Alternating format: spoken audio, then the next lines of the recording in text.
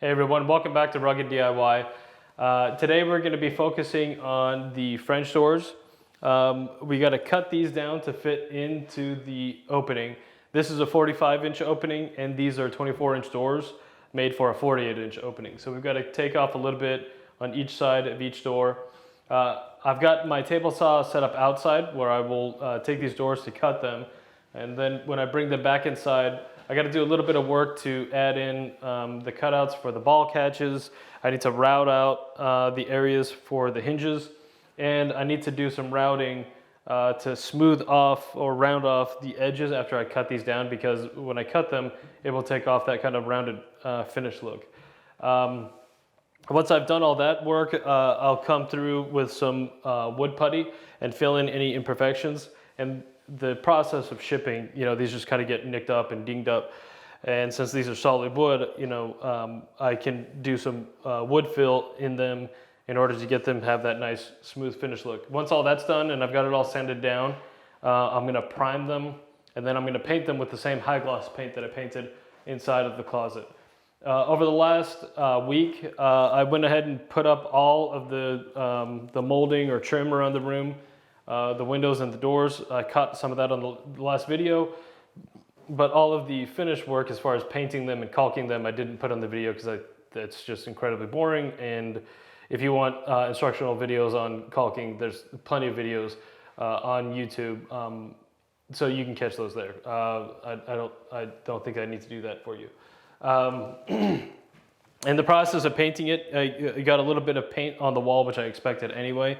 So what I'm going to do is I'm going to come back in, tape those off, and recut the blue to give it that nice sharp finish look. When I'm done with that, all I've got to do is put on the registers on the vents, put the faceplates on all the fixtures, and the interior of the room is done at that point. In about 3 more weeks, I'm getting carpet. And before I get the carpet in, I want to pull out all of the old insulation that's in this crawl space and redo all of that insulation, and I want to add additional 3-inch foam underneath the rafters for the roof, and seal all of that off to seal off that space a little bit better, add a little bit more R value to that, and help keep the climate controlled in this upstairs. When that is done, that is going to kind of be the end of my videos for the year. I'm going to take off the month of January and do a lot of planning. I've got a large flower garden in my front yard that I've been working on. I put in some flowers and some shrubs last year, but I'm just not quite satisfied with the way that it's turning out. And so I bought a book on cottage gardens, on planning cottage gardens. And so I'm going to spend part of the month of January reading that book and planning the plants that I want to put inside of that garden. So that'll be some videos that I do come spring and summer. Excuse me. The other thing that I need to plan are my box gardens. And I want to add another 12 inches to each box. And I bought a book on the square foot gardening.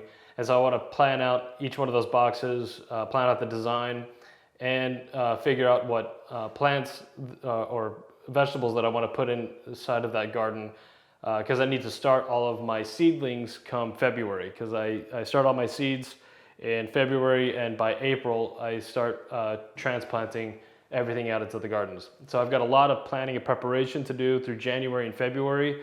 So it'll probably be a little bit sparse on videos through those months. I may do a couple of videos on the planning process and just kind of catch you up on what I've thought about and what I've accomplished. But anticipate that I won't be posting many videos in those couple of months. But looking forward, I've been doing a lot of thinking about how I want to expand this channel and what I want to add as far as content. And one of the things that I think would be interesting, at least from my perspective, is putting in some commentary, something more kind of discussion-based content. I read a lot of books.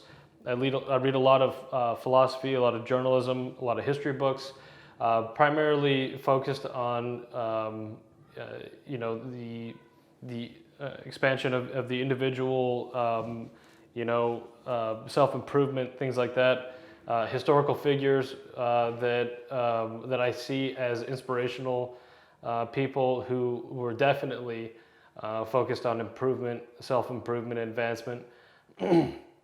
So I think that would be some interesting stuff to discuss, some additional content that would kind of break up, just simply the DIY process into, more of the introspective, of what is it to be a DIYer. And because I think that if you were somebody who, like me, enjoys teaching yourself these skills, enjoys doing these projects, then you're probably somebody who overall is seeking self-improvement, somebody who is seeking to advance your knowledge and your skill level. And I think that it's useful to take a moment and look at that analytically and kind of grow internally as you're growing your skills and working on your external environment. So that's something that I'd like to add. I'm thinking I'll probably add some of that content to this channel maybe towards the end of next year. I'm reading a few books right now and just kind of planning out how I want that to look. And so as I button that all up, I'll keep you all informed and start posting those videos as well. But focusing back on this room, I'm going to go ahead and mark this up and get this ready to go outside and start cutting these down, and we'll continue with the renovation process.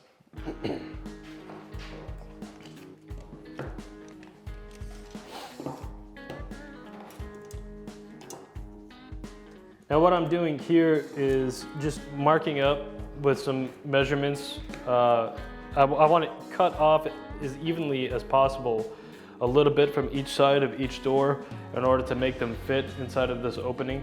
So I just did some calculations on the separation that I need from the outside edge of the door to the outside or inside edge of the jamb, and then the space that I want in between each door. And so I'm going to go ahead and cut these down. And in the process of cutting down, I just like to mark it up, even though I measure on my table saw, the amount of the gap that I need on the saw in order to cut it. I just like to make some guidelines on my cuts. So that's all I'm doing right now.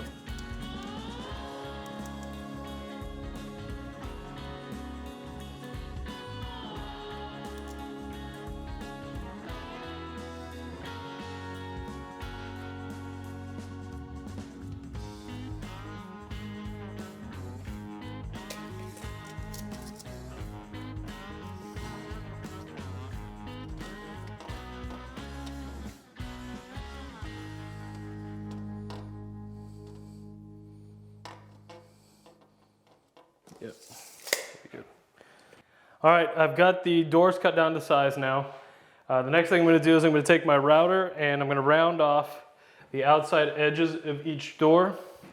And then when we're done with that, we'll start cutting in the areas for the hinges, and we'll cut in for the ball catch.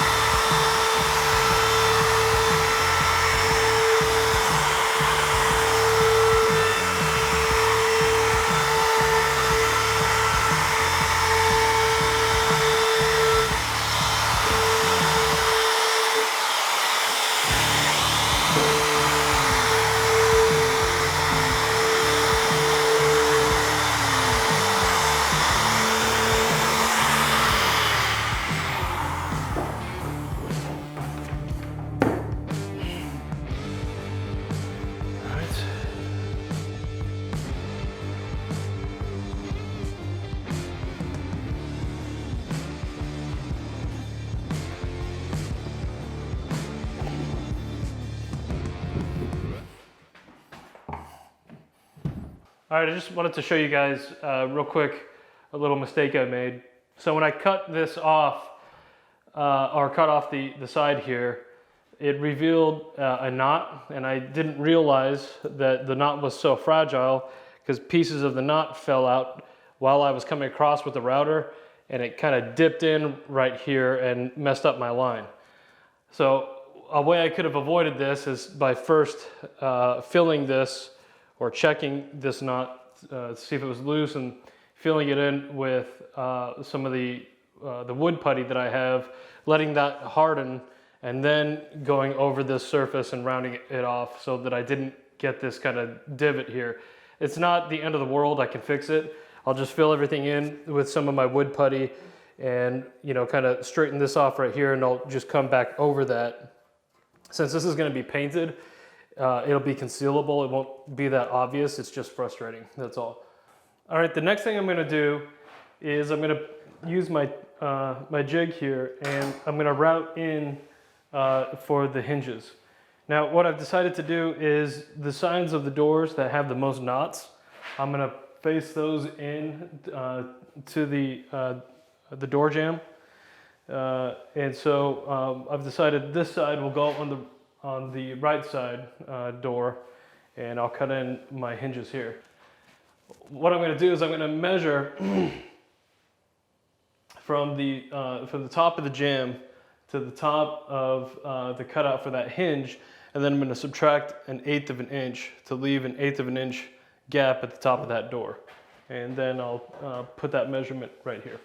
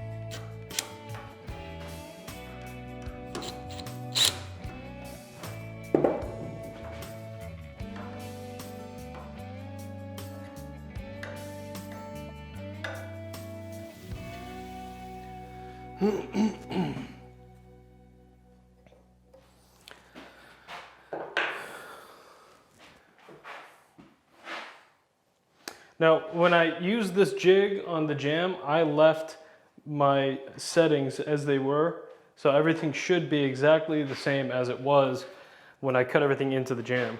So now I'll go ahead and secure everything down. I'll change out my bit on my router for the different router bit, and we'll go ahead and cut this out. All right, I've transferred the dimensions or the measurement from the jamb to the door, and I went ahead and made a mark on it, and then I checked it with my router to make sure that my router lined up with the line. The jig, I kept the same setting as when I set it up on the hinge, so it should be the same exact depth. In order to make sure that I have the correct depth of the hinge, I did a couple of test cuts. This one was a little bit too deep, so I reset it, and this one is nice and flush. Let me go ahead and hold that up. So that is nice and flush. So that is the depth that I want for the hinge. So what I'm gonna do now is I'm gonna take my router, I'm gonna route this out, and you can see that it's screwed into place, and I will fill in these holes with a little bit of the wood putty when I go through and patch everything else up. So that we'll get rid of that.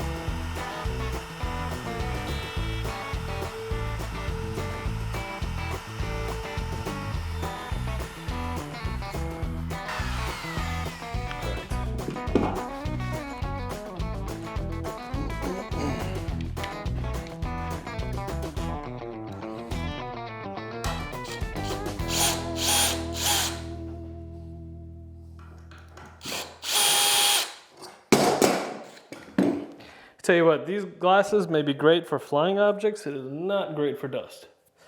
You're not doing a fantastic job today.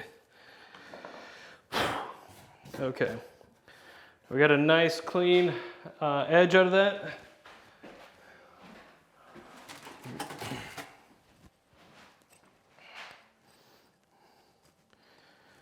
Okay, come on. And it nicely fits my hinge. So I'm going to go ahead and cut the rest of these on both of the doors, and then we'll pick back up from there. All right, I've got all of the cutouts for the hinge now. As you can see close up, it fits real nice. And so what I want to do now is cut all of the holes for the screws.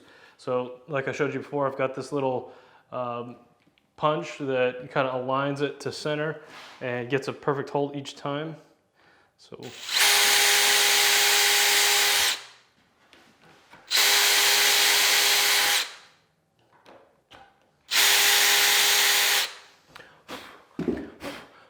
that's it. We got perfect cutout for the hinge and all of the holes cut out for the screws. I'll go ahead and do that in the rest of this, and we'll be done working on cutouts for the hinges, and then we can go to cutting out the ball catch. So see you in just a minute. All right, I've got the doors all done as far as the hinges and drilling in the holes for the screws for the hinges. I've already started filling in the imperfections on this door. The other side's done, and I've started filling in the gaps that were around the sides. All I'm doing now is I'm taking some wood filler, and I'm looking for any nicks or dings, anything that, you know, causes a depression in the wood, and I'm just gonna go around and I'm gonna fill those in. I'm gonna finish this door.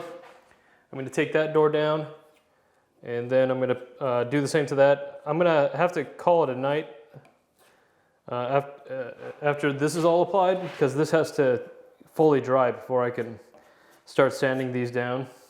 And that's all got to dry, and I've got to sand it before I can start priming and painting.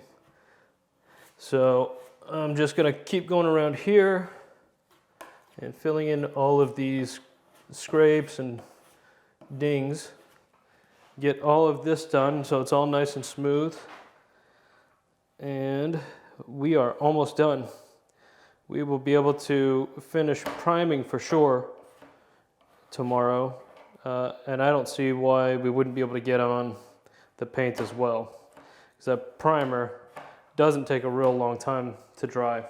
So I'm thinking maybe tomorrow we can have these fully painted and hung And I mean, I'm pretty much done with this project at that point. I've still got to stain the shelves and then put the semi-gloss finish on those. But I can do that anytime, even after the carpet's put in. So I'm not in too much of a rush to get that done. So that's pretty much it. It looks like for this door, I think I've found, it looks like two more little dings. But I think I've found all of the dings on this door. And so that's done. I'm gonna pull the other door down and I'm gonna go ahead and fill in all the gaps or imperfections on that door.